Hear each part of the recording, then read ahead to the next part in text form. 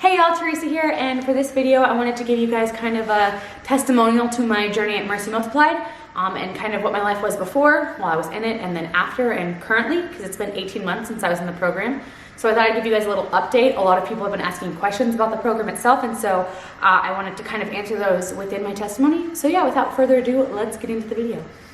So let's start with the before Mercy. Before Mercy, I was a pretty unhealthy human being. I was in school full time. In the fall semester at my JC, I was playing sports out on the volleyball team. And before I had started back at school, I'd gotten into this routine of like working out and being healthy. But then once volleyball season started, school started, I had just gotten out of an unhealthy relationship and I was dealing with some major family issues. I kind of took over and took a little bit too much control of the situation, and I stopped eating and I lost a ton of weight. I don't recommend it, especially in athletics, and passing out in practice I didn't pass out in practice, but I ended up getting in a lot of trouble with like the school being monitored for weight loss and stuff like that, and under contract and all of that. And so in terms of my health before, I was a very controlling person. My friends, I had really hard relationships because I was not kind. I mean, I was kind, but I was like very controlling. I don't want to say the word manipulative, but I'm sure that's what it was. I don't know exactly how, like it's been so long, like I don't remember exactly how that went. I just know that I had to have the control in a lot of things, and people telling me what to do, I didn't listen. And that's still something I struggle with today, but I was at an unhealthy level before I went to Mercy. I also really struggled with my anxiety because I didn't have control of a lot of what was happening. And so then my work suffered, my friendship suffered, school suffered, my body suffered. I ended up in the emergency room multiple times because of my eating disorder, because I hadn't eaten in days. I'd collapse, or my body would go into an anxiety attack, like my heart would start freaking out. And so I'd go in and get an EKG and get tested for that to make sure it was still functioning. But they told me that I was on the road to having a heart attack because I wasn't taking care of myself. I heard about Mercy. I was Googling places that would let me go to get help, and all of them cost a ton of money. I spent the second half of my fall semester looking into treatment places, and I could not afford any of them because it was all $50,000 to go. I remembered back in high school that I had looked up places to go, and I realized that back then I couldn't afford it either, and I was also terrified of going because no one in my family knew that I was sick.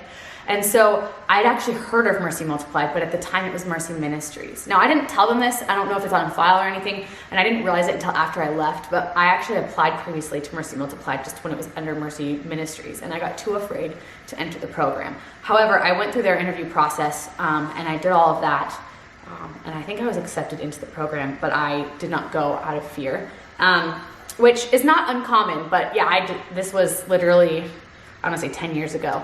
And so I chose not to go to Mercy Ministries at the time, but I did say yes to Mercy Multiplied. The whole process, you have to be willing to go yourself. You have to do all of the paperwork, you have to do all the interviewing. It has to be your decision, not somebody else's, and I made that decision. And so I went to Mercy, and I kind of left my life behind. I said, okay, I'm gonna go, I'm gonna get healthy, and we'll see how this goes. Now, I was there for the first month. First of all, I walked in absolutely terrified.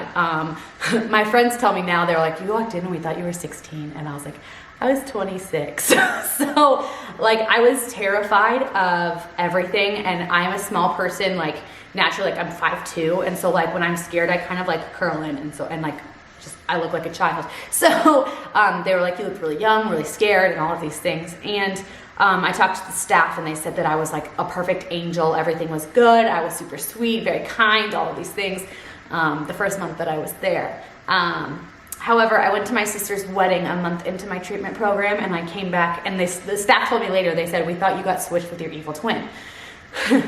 Because I went to my sister's wedding, it wasn't my sister, but it was like just old trauma and family issues came up while I was gone. And when I came back, I fell straight back into all of my struggles. I kind of like put on a face for the first month that I was at Mercy, and I didn't realize it until I realized that I was a mess, because I completely fell apart. I started really struggling with food problems and my anxiety, and like started having worse anxiety attacks, and started really struggling to eat food and all of that again. And so I really struggled at Mercy. I actually got put on probation for not following the program. And probation is like, they take things away from you, or they make you do things or whatever. Probation is meant to help you. I was really irritated by it because I was an isolator, basically. I was isolating and I was helping people too much. So I would isolate. So I hate movies, and I don't like games and like that kind of thing. I'm like a reader, and I'm like antisocial kind of depending on the person, and like I like to be outside, not inside, and at the time it was too hot to be outside all the time, so when we were inside it was like I just didn't spend time with people. So the rules were, for me, usually when you get put on probation they take away your outings. They didn't take away my outings, they made me go. There were like weekend rules, you know, like on the weekends we had to have fun, like watch movies and stuff, and I hated movies, and so they told me on the weekends that I had to watch at least one movie and I had to play at least 2 games with people because I was so isolated and antisocial, and so that kind of became my probation. And then they also said that I needed to stop helping people because I was helping people and not helping myself, and so I wasn't focused on the program. And this probation lasted, I want to say 45 days, I believe.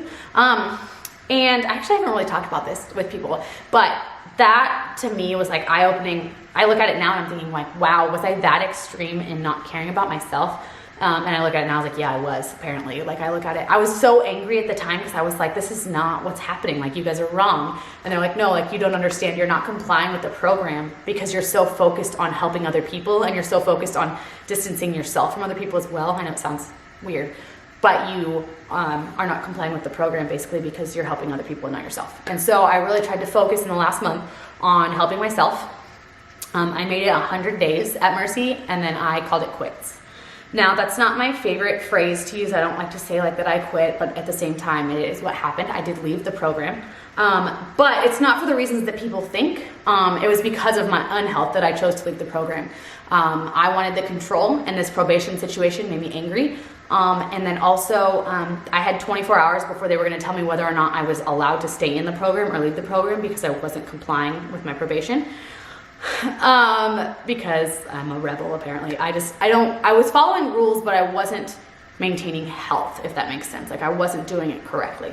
And so they were going to tell me if I was allowed to stay in the program, and I said, no, I'm going to take this control and I'm going to make the decision myself. I'm not staying here.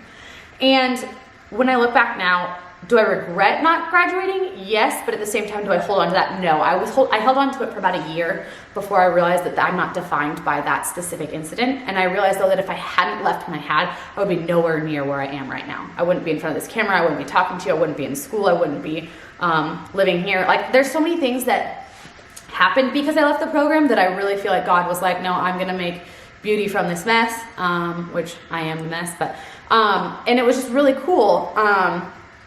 That he made such beauty out of such difficult times. I spent that entire summer, I left in June. I spent that entire summer living with Lindsay and Ross. Lindsay was my mentor in high school, and now they're like my family. They're like my sister, and her husband's like my brother, and then their daughter Olivia is like my niece. Like, I lived with them for the entire summer, and then I started school in cinematography, like in film, because I felt like that's what God was calling me to, and that's a whole another story for another time. Started that. And while I was at school, I actually really started to fall.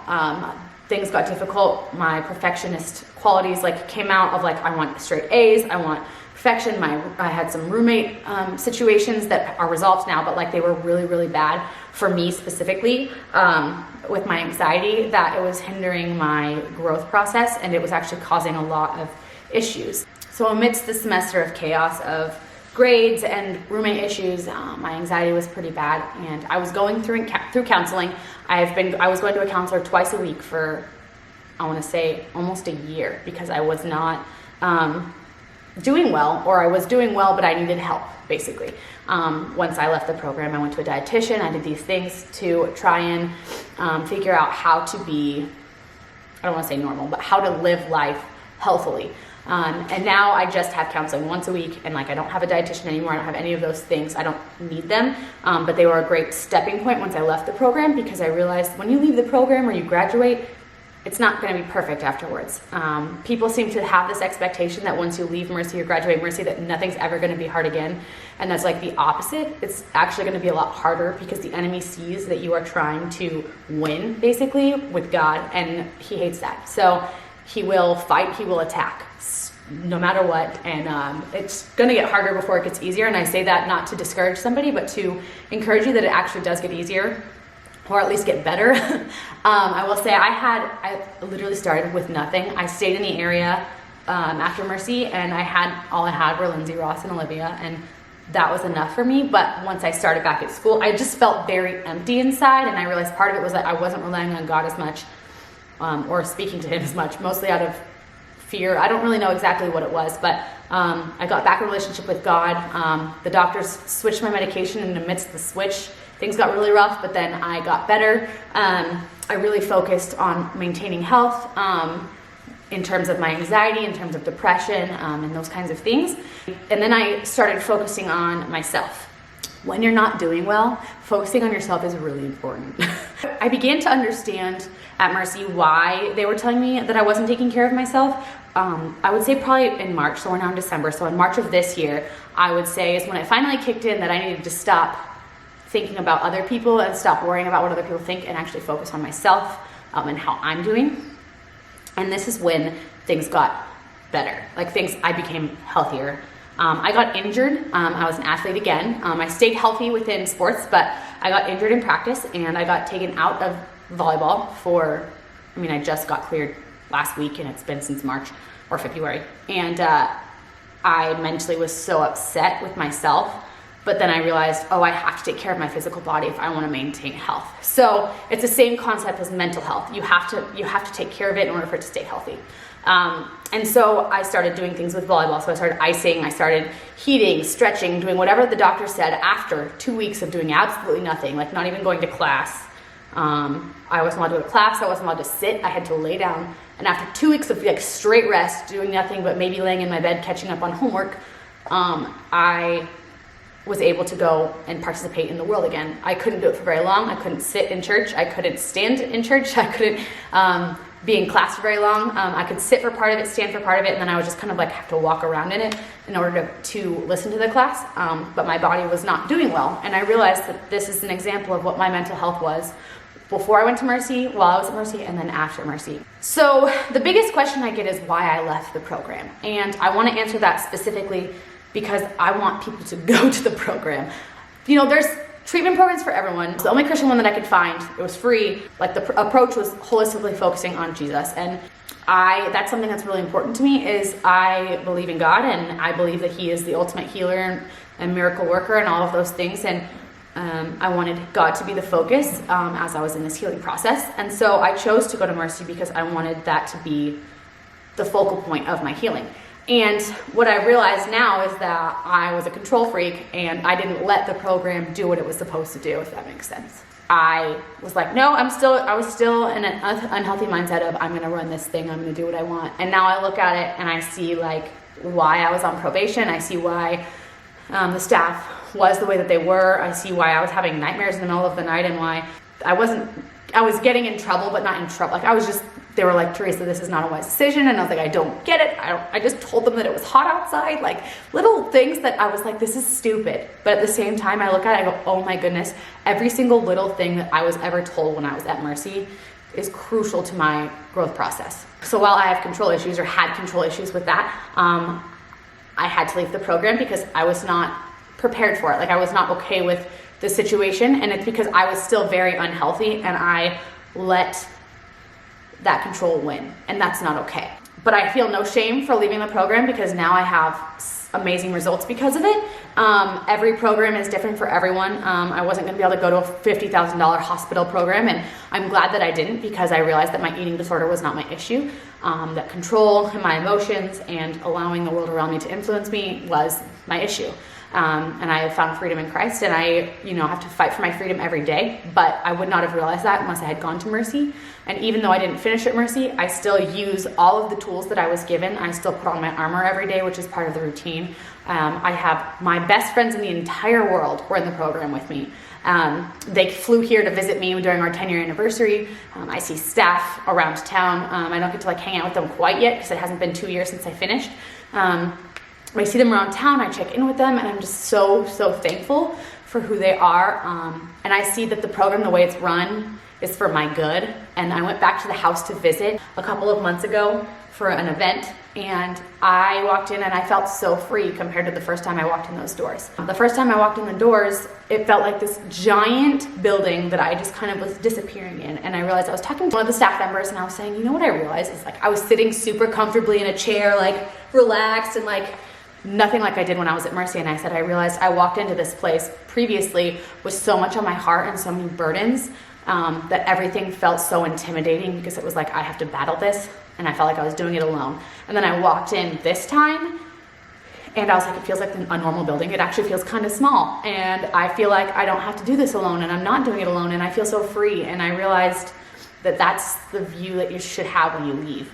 You walk in intimidated because you're about to battle, and you walk out free, and the place doesn't feel as big as it did the day you walked in. I am forever grateful for my Mercy journey. I'm forever grateful for every single staff member. I'm still I'm not in contact necessarily with them, because I can't really be in contact with them, but I see them around town. I run into them. I adore them. I'm hoping to do more with Mercy soon someday. I am involved sometimes in their fundraisers and things like that, because I want to help, because this place has meant the world to me. I've had a lot of people reach out to me on Instagram asking about my Mercy journey and sending me articles of things that are super negative about Mercy. And I have to say that one negative journey should not dilute however many positive journeys come out of it. You know, you have to look at the positive more than you look at the negative, because everyone's going to have something negative to say about everything. Because I can tell you that I still have something negative to say about Mercy. I have to think about it. But I know that, like, as soon as I left Mercy, everything I said was negative. But then give it a month and my bitterness disappeared. And I was like, oh my gosh, this was so good for me. And then I give it another month and I was like, oh, this was better for me. Oh, this is actually healthier than what I was doing. You know, I needed to get out of my head and realize that God had brought me there for a reason. And it's there for a reason. God wouldn't bless it as much as he does if he didn't want it to be there. Here I am 18 months after leaving Mercy and just 3 months shy of entering Mercy. And I can say that I am free. I can say I still struggle probably every day, but nowhere near the extreme that I did when I went there. I can say that I have become queen of boundary setting. I have grace for myself. I can say things like I am blessed, chosen, adopted, accepted, redeemed, forgiven. And there were days that I couldn't say things like I am the daughter of the king. I am loved. I am valued. I am known. And now I can say that every day with confidence, because my journey at Mercy is what began that healing process. While there were things while I was there that made me feel like this wasn't the place for me, it was the place for me, and I wish more than anything that I had finished the program. But again, I'm still very thankful for where God brought me to, because this place meant the world to me. And it started me on my road to freedom, and I'm so thankful for where I'm at. I struggle with some mental health things still, but in a healthy way that a lot of people actually do anyway. And I'm in the process of still healing through that, still going through counseling, still working on bettering myself, and being there for the people that matter. And so I am in a new home, a new place. I have new friends, I have new family, I have all of these things that I am super grateful for, and that would not have started without Mercy. If I hadn't moved down here to go to Mercy, then I wouldn't have stayed here. So for that, I am grateful. Now, this video is really long, so if you made it to the end, congratulations. If you ever want to talk about Mercy, you can either comment in the comment section, or you can find me on Instagram. I'll put my Instagram handle down below. I've had people reach out to me on Instagram and ask me about my Mercy journey, and I love sharing it with you guys. I love to say that, like, nothing's going to be perfect in the world except for Jesus.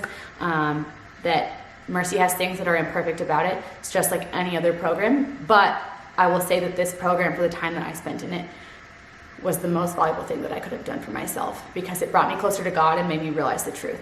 So thank you guys so much for watching, and I will see you guys in my next video. Bye. Sit. Allie, sit. You want love? I know. I can't make the video unless you sit.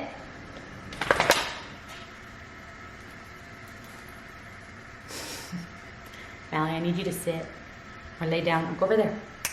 Go over there. Good girl. That's my girl.